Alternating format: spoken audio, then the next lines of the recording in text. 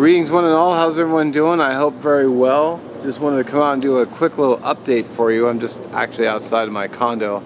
I'm literally behind the garbage can right now. But for the first time in over 10 years, I'm getting a real vacation.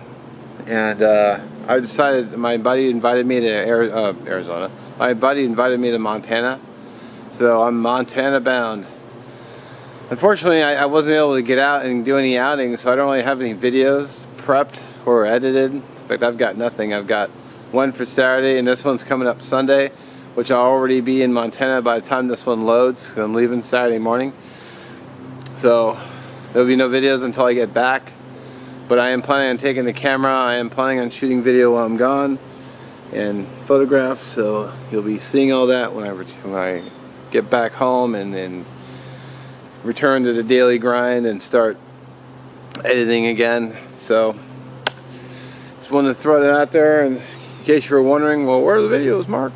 So this is why. So by the time this video uploads, I'll already be in Montana. If I can get to a computer, I'll check my messages, but if not, I'm just going to enjoy myself, soak in as much fun, sightsee.